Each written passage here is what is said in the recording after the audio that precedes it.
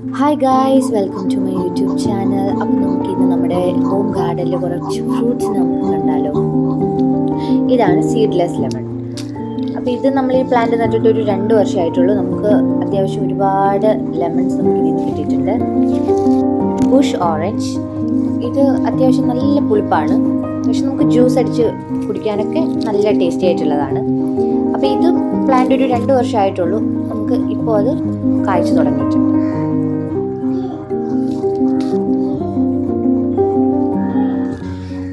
ഇതാണ് Barbados cherry, വളരെ tasty ആയിട്ടുള്ളതാണ്.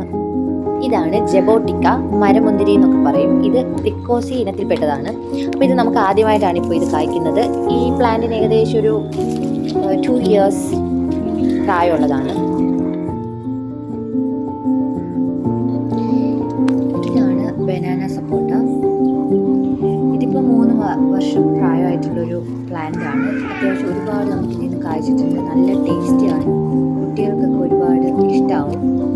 1 വർഷം ആയപ്പോഴത്തേക്ക് തന്നെ നമുക്ക് ഇതിനകത്ത് ഫ്രൂട്ട്സ് ഒക്കെ ഉണ്ടായിട്ടുണ്ട്. ഇത് ബോൾ സപ്പോട്ടയാണ്. ഇതും ബനാന സപ്പോട്ടയെ പോലെ തന്നെയാണ്, നല്ല ടേസ്റ്റി ആയിട്ടുള്ളതാണ്. അത്യാവശ്യം കുറേ ഫ്രൂട്ട്സ് ഒരുമിച്ച് ഉണ്ടാവും, കുട്ടികൾക്കൊക്കെ ഒരുപാട് ഇഷ്ടമാവും.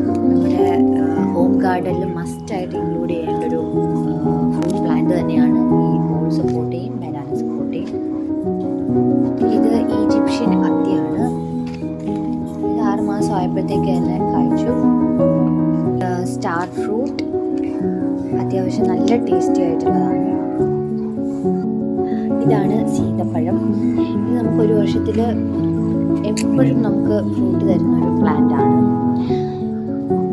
പിന്നെ നമ്മുടെ ഹോം ഗാർഡനിൽ നാടൻ കരിമ്പും വിളവെടുപ്പിന് ഭാഗമായിട്ട് വരുന്നുണ്ട്.